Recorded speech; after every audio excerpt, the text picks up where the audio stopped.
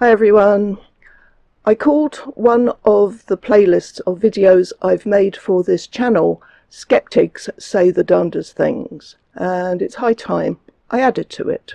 Someone suggested I look at a popular YouTube channel called Genetically Modified Skeptic. In the channel's description, the YouTuber, whose name is Drew, says he makes videos about religion from a secular perspective. Now, I've never been religious, and based on that description, this is not a channel that would normally interest me in the slightest, were it not for the fact that he has also started making a few videos about the gender religion. But for some reason, he gives it a very different treatment.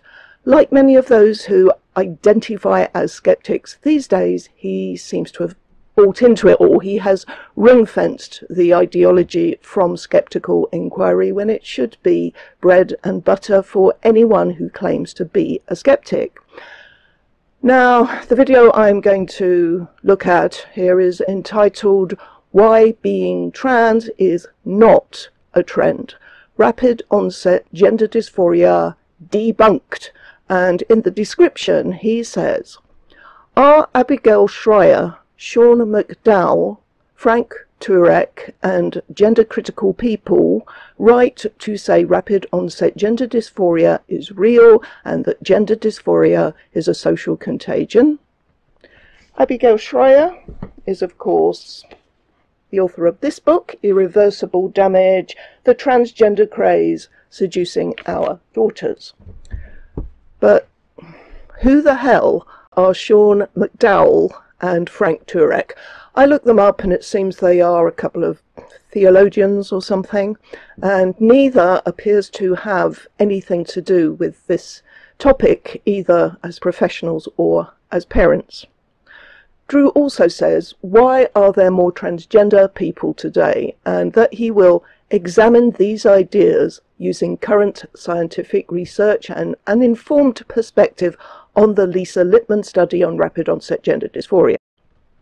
Really, we'll see.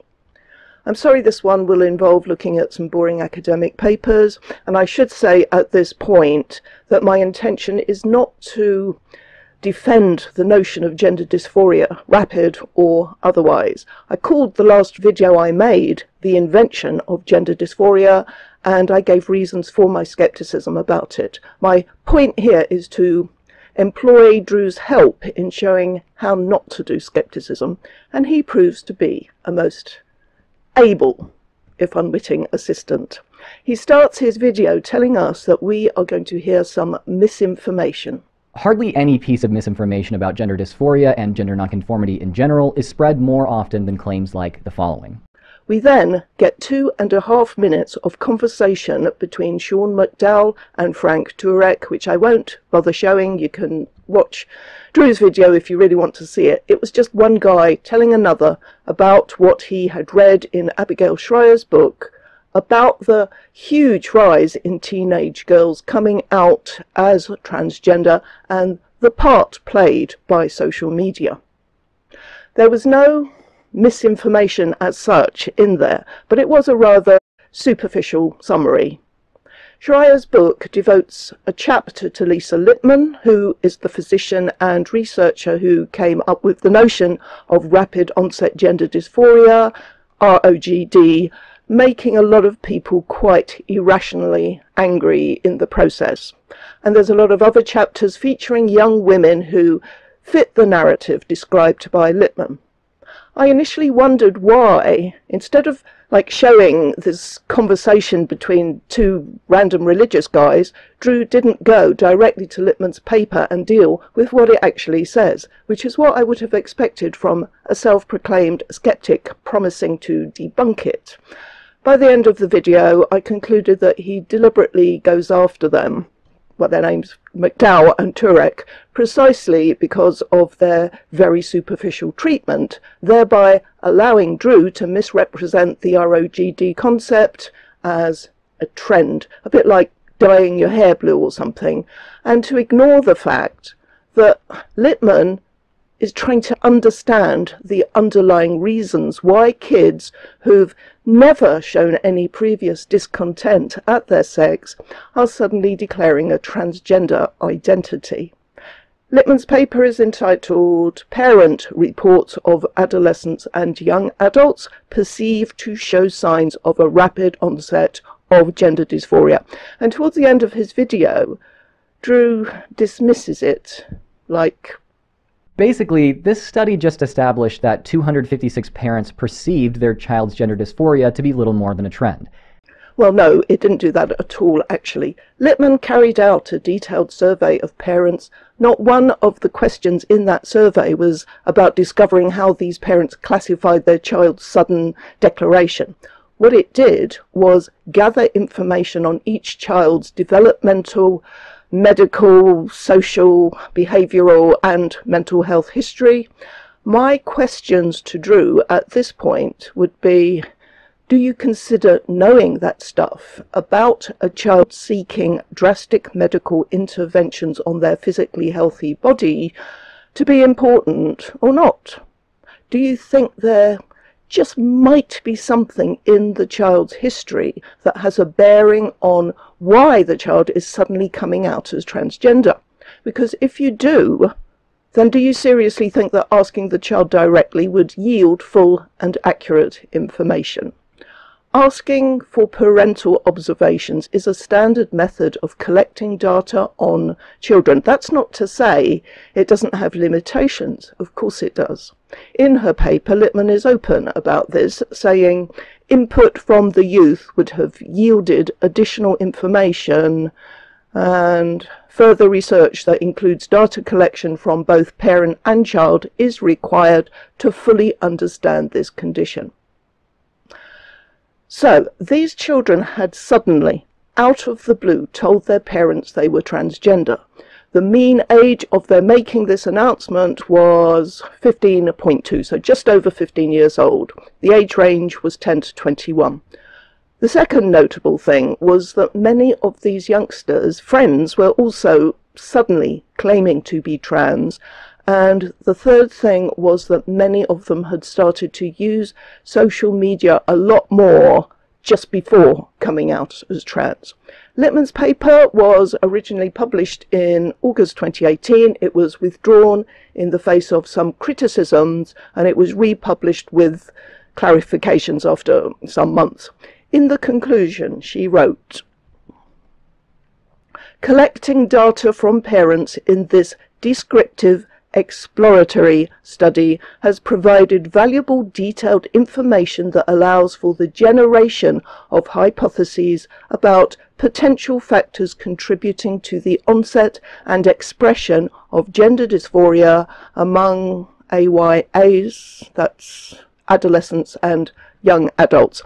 Emerging hypotheses include the possibility of a potential new subcategory of gender dysphoria referred to as rapid onset gender dysphoria that has not yet been clinically validated, and the possibility of social influences and maladaptive coping mechanisms contributing to the development of gender dysphoria."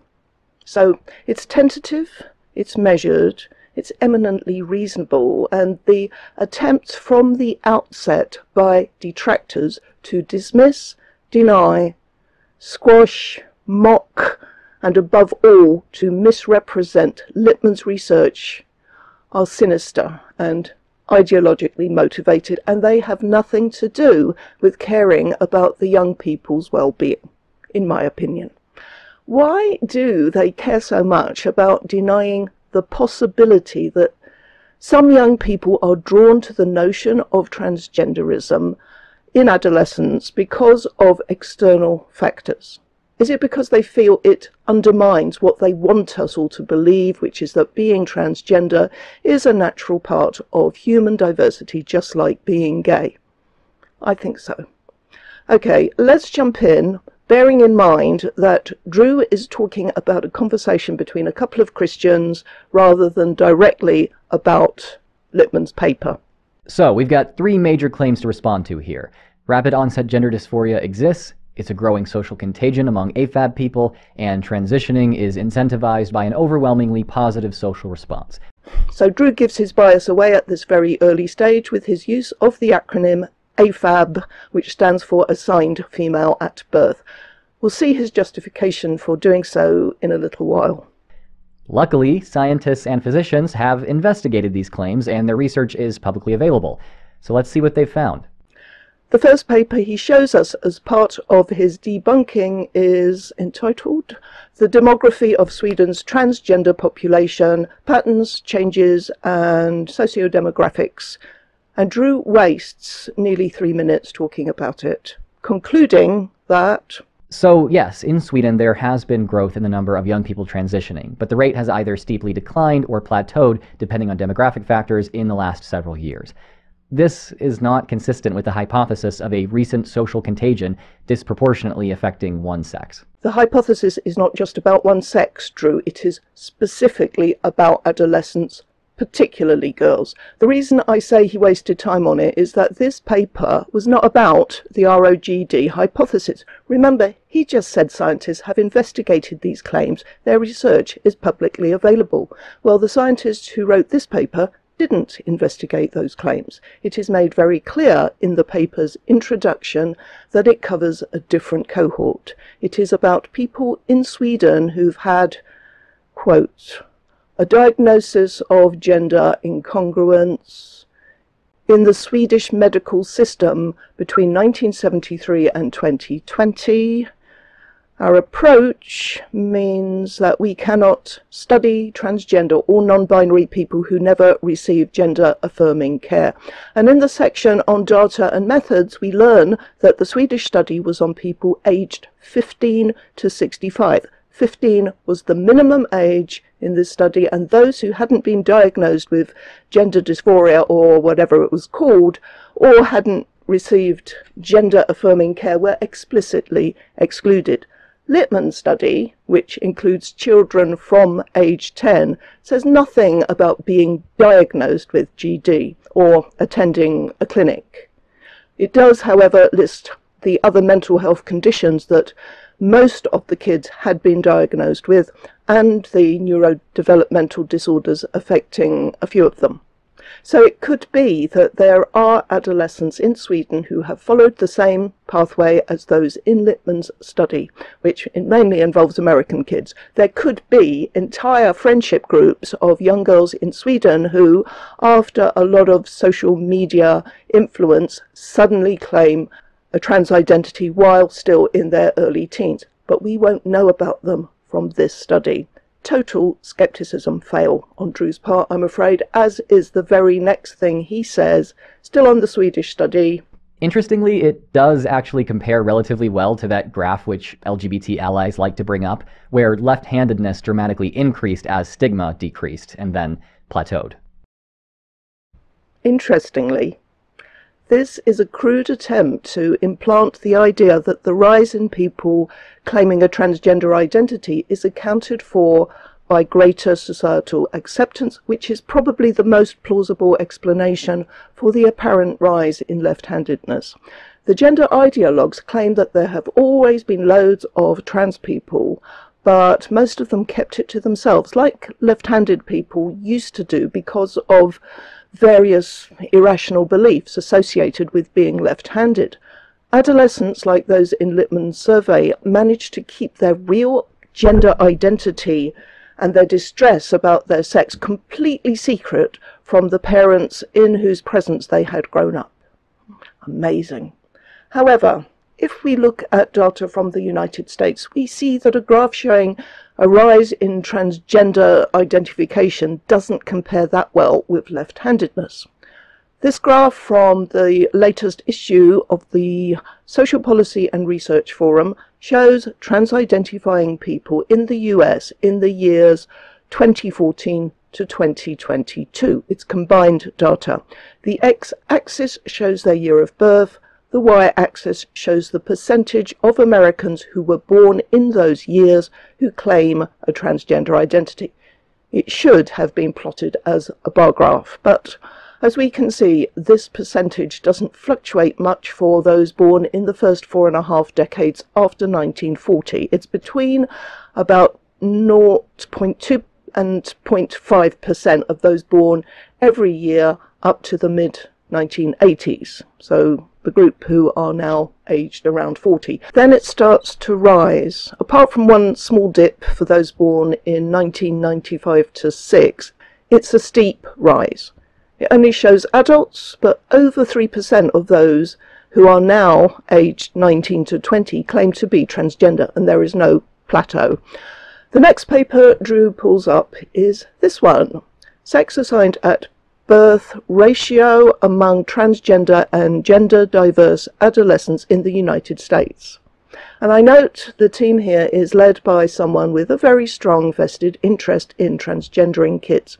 As I said in a previous video, Jack L. Turban, whose reputation as a farmer shill precedes him. It is widely known that he has received at least one substantial payment by the manufacturers of triptorelin, which is used off-label to block puberty in gender dysphoric adolescents, a use for which Jack L. Turban promotes them.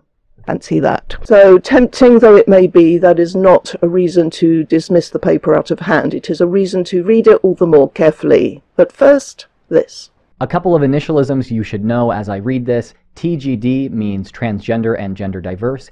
AMAB means assigned male at birth, and AFAB means assigned female at birth. Turns out these are not just ideological insider lingo. Oh no, it is. It's totally ideological. These are actually very useful terms in actual medical research, which is why a lot of people use them now. Truth by stipulation. They are useful. That's why people use them. He's not going to explain how or why they are more useful than just saying male and female. We must take his word for it. Well, I'll explain. They are useful to people promoting gender ideology because that's what gender ideology is. It starts with the notion that sex isn't what you're born with, it is assigned. That expression, assigned at birth, is intended to prime us into acceptance that people can decide they want to be the other sex or neither sex, or that they can switch between the two depending on their mood, that they can do all this and it's perfectly normal.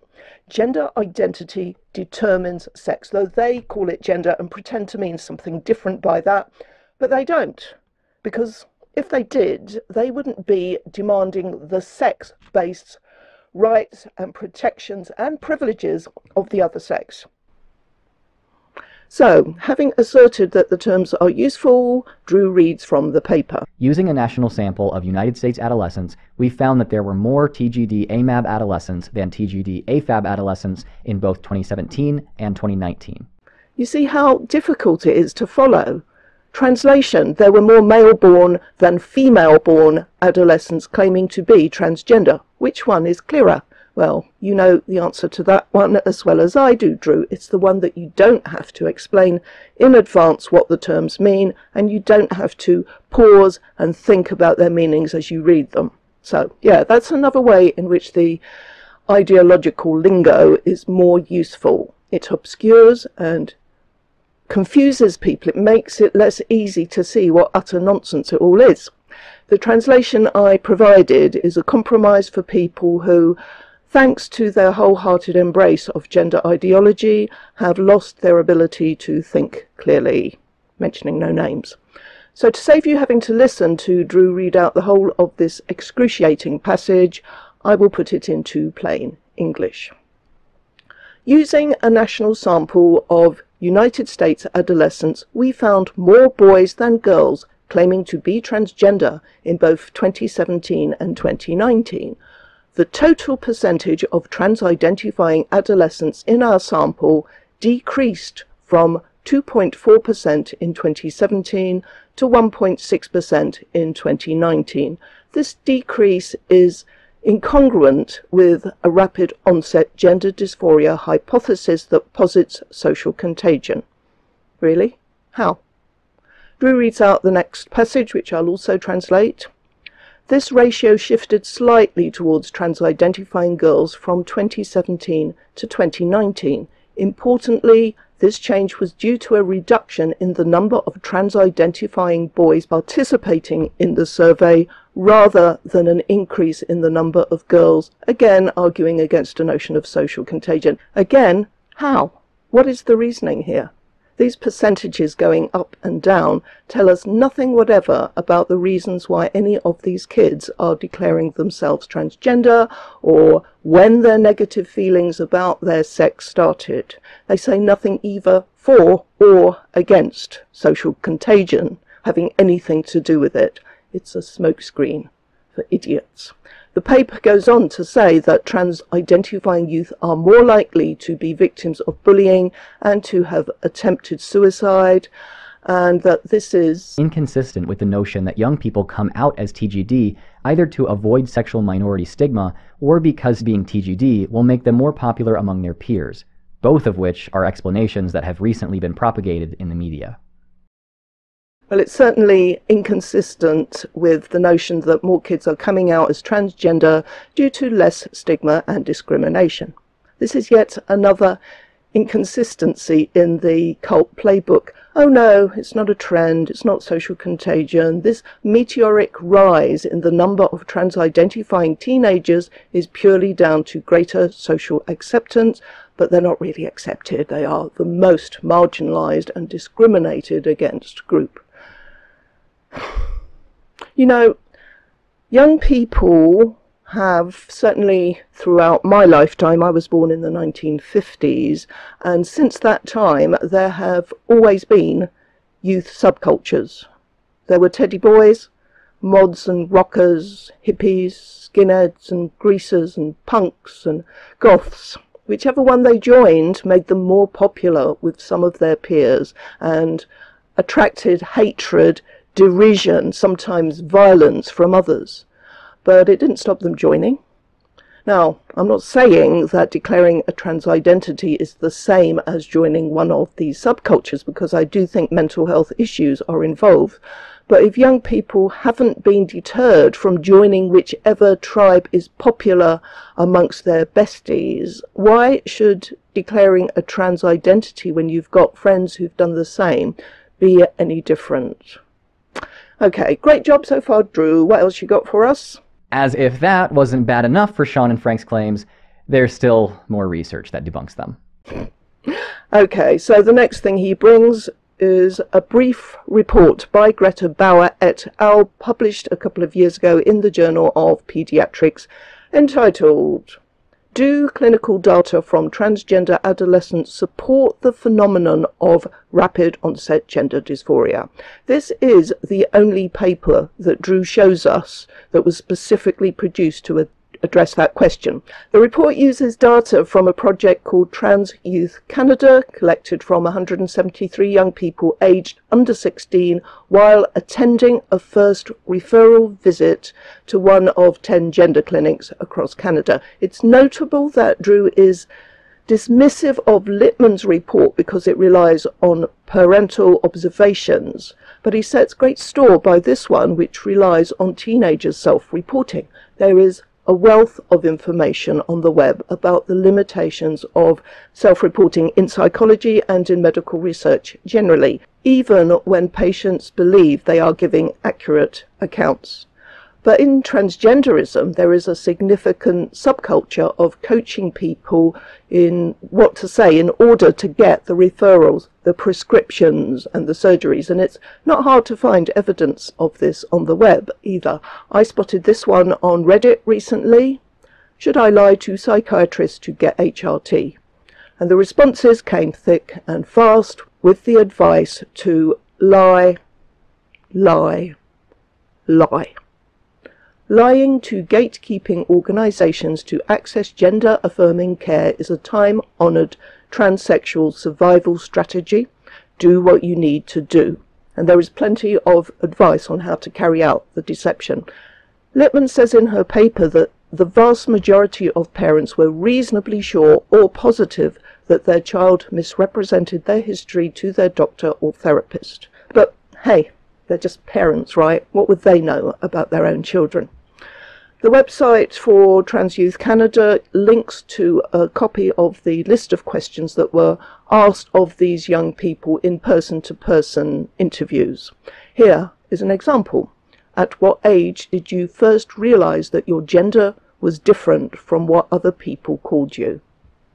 So, infused with ideological poppycock and humouring the delusions of teenagers. Their answers to this question determined what was recorded as their gender knowledge, and the researchers decided, for reasons that aren't clear, to attribute to those who'd realised they were a different gender less than a year prior to their first visit to the clinic. That was just 24 of them, or 14%. The researchers decided to equate them, that group, with the ROGD hypothesis, and to exclude those whose realisation was more than a year before their first clinic appointment, those who had what they called more remote gender knowledge. Why? Why would they do that? What does the length of time between deciding you're transgender and your first appointment at a clinic have to do with anything? Lisa Littman's concept of ROGD is that it occurs during adolescence but not before puberty. That's the point. It is a different scenario from the long recognised one of younger children showing distress at their sex. But as Littman herself pointed out in a letter she wrote in response to this paper, the data do not relate the timing of the onset of gender dysphoria with that of puberty. Given the range of participant ages, it could be that a significant majority of study participants in both the study and comparison groups should be categorized as ROGD, undercutting the study's ability to provide any meaningful information about ROGD. Now, given that Greta Bauer's paper mischaracterizes ROGD and may well have got the decision on who fits the hypothesis badly wrong, the next thing the paper says, and that Drew reads out, is moot. But I'll show it anyway, and I'll summarize it. It's saying if ROGD is indeed a distinct clinical phenomenon, then they would expect to see a difference between the group of 24 kids that they decided fit the ROGD criteria and the 149 kids that they decided didn't. Differences in terms of the self-reported mental health issues, etc., as well as having online or real-life transgender friends. We aim to test these hypotheses. And what did they find? We did not find support within a clinical population for a new etiological phenomenon of rapid onset gender dysphoria during adolescence. Among adolescents under age 16 years seen in specialized gender clinics, associations between more recent gender knowledge and factors hypothesized to be involved in rapid onset gender dysphoria were either not statistically significant or were in the opposite direction to what would be hypothesized. There is so much wrong with all that, but I don't have to spend time explaining because Dr. Joanne Sinai of the Department of Psychiatry at the University of British Columbia also wrote a letter in response to the Bauer report. She starts by saying she can attest to the explosion of youth with ROGD seen at their urgent care psychiatric clinic in the past few years. She goes on to dispute Bauer's claim to have debunked ROGD. She repeats the same criticism that Littman makes about Bauer's flawed categorizations of the young people, and she makes the blatantly obvious point that a sample of 24 kids isn't large enough to conclude anything. And she makes another obvious point that Bauer fails to consider other reasons for why the tiny group categorized with recent gender knowledge might have lower anxiety scores, and she gives a couple of very plausible possible reasons. And she ends with, gender dysphoria can be the result of psychological distress stroke anxiety of multiple etiologies, not necessarily the cause. Gender dysphoria is a complex issue, and the medicalization of what is often a psychological condition does these vulnerable young people a disservice. What is possible to conclude is that we do not yet know enough about adolescent onset gender dysphoria. Okay, anyone who watched my last video about gender dysphoria will get that I agree with this. It's rational, and nothing Drew says in his video undermines or contradicts it. Now, I'm sorry this video has turned out so long. Let me sum up. At the start, we saw that Drew characterises the gender-critical position as saying gender dysphoria is a social contagion, which is rather mendacious, but I let it go. Suffice it to say that there is no single gender-critical position. What unites the whole range of us is our rejection of the ideology that he has apparently bought into while being in denial about it. I've seen no attempt on Drew's part to seriously engage with anything any gender-critical writer or academic or even YouTuber is saying. He asks why there are more transgender people today. He has not answered that question, apart from a clumsy suggestion that it's like being left-handed and there's less stigma, blah, blah, blah. He promised to examine these ideas using current scientific research and an informed perspective on the Lisa Littman study on rapid onset gender dysphoria, and luckily, scientists and physicians have investigated these claims and their research is publicly available. So let's see what they've found. He showed us 3 papers, only one of which was produced to address the concept of ROGD, which it mischaracterized and is ultimately worthless. He paid very little, if any, direct attention to the content of Littman's paper, and he makes no attempt to examine arguments or evidence that would seem to support the hypothesis. That's not skepticism, mate. And I'm afraid the worst is yet to come. In the last half minute of his video, I'll just show a few seconds, he says, "Being LGBTQ is not contagious. It is not a fad. It is not a threat. It is an innate characteristic of some people which should not serve as a basis for discrimination any more than skin color or sex." Who is saying that being a lesbian, say, is contagious or a fad or a threat? Who is saying it about being gay or bisexual? These are sexual orientations, and no L, no G or B person is trying to get the rest of the population to go along with a falsehood that hurts people. Equal rights for LGB people have not resulted in women being sexually molested in what should be single-sex spaces. They have not resulted in anyone amputating healthy body parts, making irreversible changes to their appearance and regretting it, destroying their sexual function and fertility.